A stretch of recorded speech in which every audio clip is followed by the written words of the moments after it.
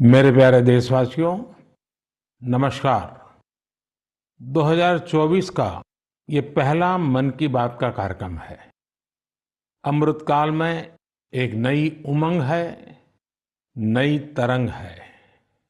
2 दिन पहले हम सभी देशवासियों ने 75वां गणतंत्र दिवस बहुत धूमधाम से मनाया है।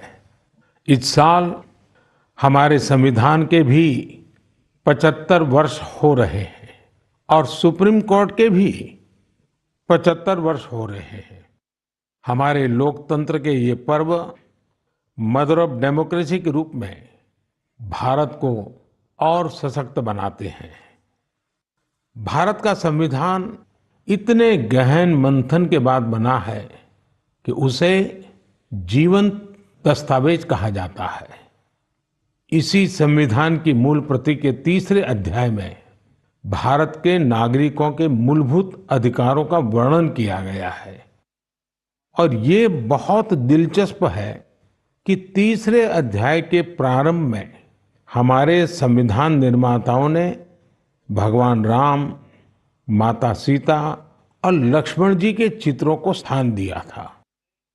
प्रभु राम का शासन हमारे संविधान निर्माताओं के लिए भी प्रेरणा का स्रोत था और इसलिए 22 जनवरी को अयोध्या में मैंने देव से देश की बात की थी, राम से राष्ट्र की बात की थी। साथियों, अयोध्या में प्राण प्रतिष्ठा के अवसर ने देश के करोड़ों लोगों को मानो एक सूत्र में बांध दिया है।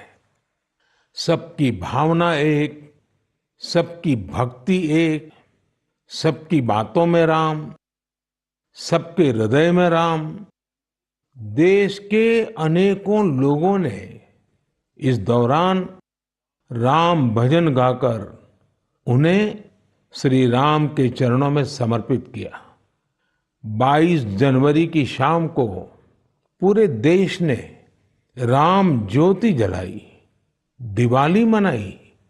इस दौरान देश ने सामूहिकता की शक्ति देखी, जो विकसित भारत के हमारे संकल्पों का भी बहुत बड़ा आधार है। मैंने देश के लोगों से आग्रह किया था कि मकर संक्रांति से 22 जनवरी तक स्वच्छता का अभियान चलाया जाए। मुझे अच्छा लगा कि लाखों लोगों ने श्रद्धाभाव से जुड़कर अपने क्षेत्र के धार्मिक स्थलों की साफ सफाई की। मुझे कितने ही लोगों ने इससे जुड़ी तस्वीरें भेजी हैं, वीडियो भेजे हैं।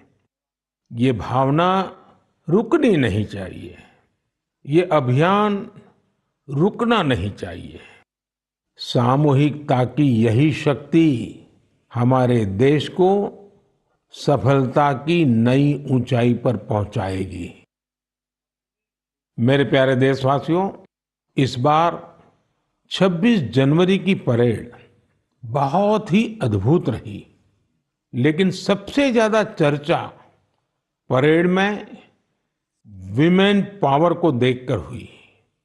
जब कर्तव्य पथ पर केंद्रीय सुरक्षा बलों और दिल्ली पुलिस की महिला टुकड़ियों ने कदमताल शुरू किया तो सभी गर्व से भर उठे। महिला बैंड का मार देखकर, उनका जबरदस्त तालमेल देखकर देश विदेश में लोग झूम उठे। इस बार परेड में मार्च करने वाले 20 दस्तों में से 11 दस्ते महिलाओं के ही थे। हमने देखा कि जो झांकी निकली उसमें भी सभी महिला कलाकार ही थी। जो सांस्कृतिक कार्यक्रम हुए उसमें भी करीब 1,500 बेटियों ने हिस्सा लिया था।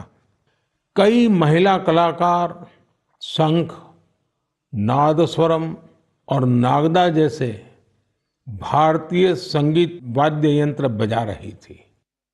डीआरडीओ ने जो झांकी निकाली उसने भी सभी का ध्यान खींचा।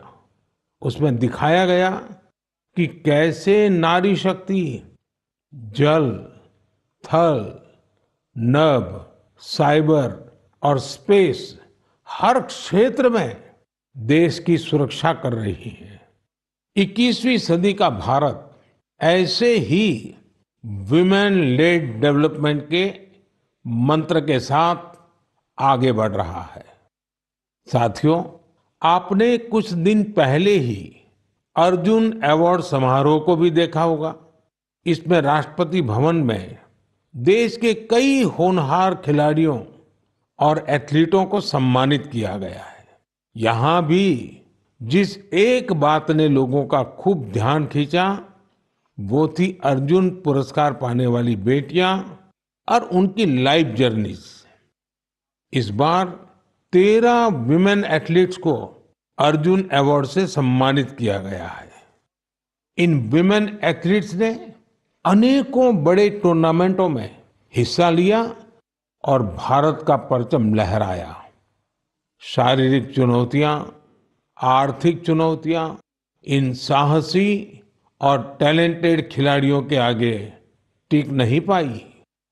बदलते हुए भारत में हर क्षेत्र में हमारी बेटियां, देश की महिलाएं कमाल करके दिखा रही है। एक और क्षेत्र है जहां महिलाओं ने अपना परचम लहराया है, वो है सेल्फ हेल्प ग्रुप। आज विमेन सेल्फ हेल्प ग्रुप्स की देश में संख्या भी बढ़ी है और उनके काम करने के दायरे का भी बहुत विस्तार हुआ है।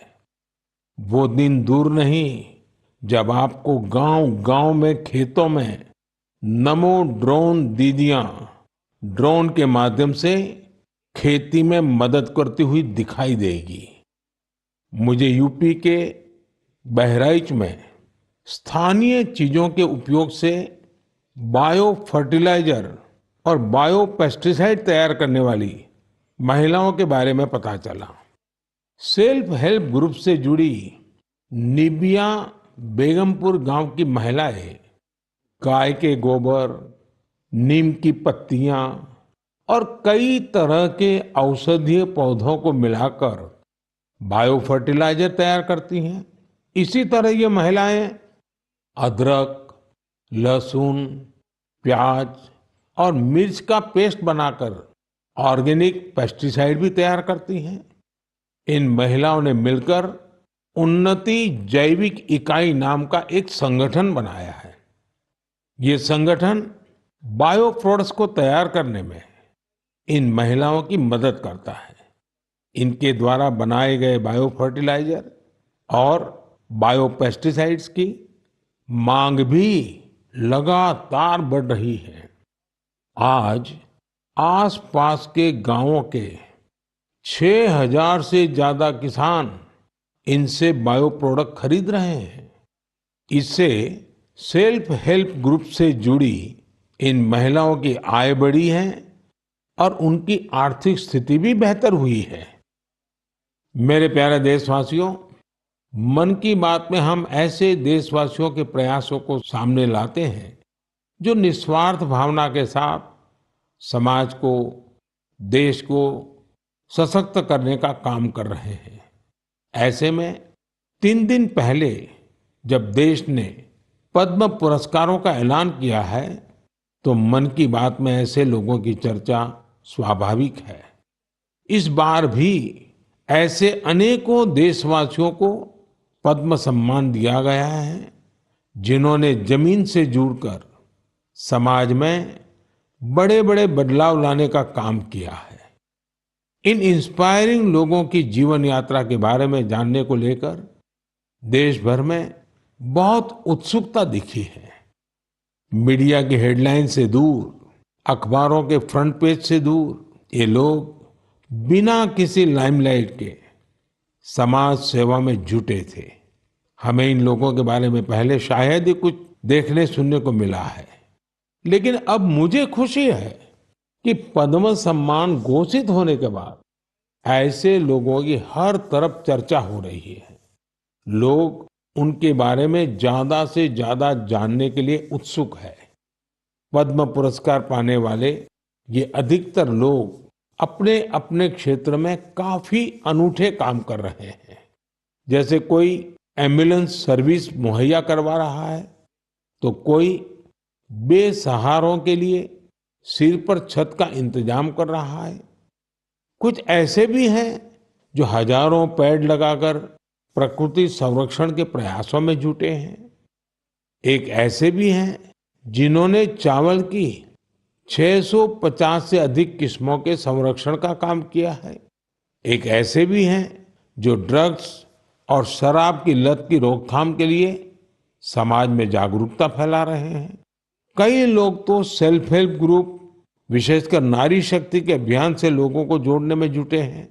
देशवासियों में इस बात को लेकर भी बहुत प्रसन्नता है कि सम्मान पाने वालों में 30 महिलाएं हैं। ये महिलाएं जमीनी स्तर पर अपने कार्यों से समाज और देश को आगे ले जा रही हैं। साथियों, पद्म सम्मान पाने वालों में हर किसी का योगदान देशवासियों को प्रेरित करने वाला है। इस बार सम्मान पाने वालों में बड़ी संख्या उन लोगों की है जो शास्त्रीय नृत्य, शास्त्रीय संगीत, लोक नृत्य, थिएटर और भजन की दुनिया में देश का नाम रोशन कर रहे हैं। प्राकृत, मालवी और लंबाड़ी भाषा में बहुत ही शानदार काम करने वालों को भी ये सम्मान दिया गया है। विदेश के भी कई लोगों को पद्म पुरस्कार से सम्मानित किया गया है, जिनके कार्यों से भारतीय संस्कृति और विरासत को नई ऊंचाई मिल रही है। इनमें फ्रांस, ताइवान, मैक्सिको और बांग्लादेश के नागरिक भी शामिल है। साथियों, मुझे इस बात की बहुत खुशी है कि पिछले एक दशक में पद्म सम्मान का सिस्टम पूरी तरह से बदल चुका है। अब ये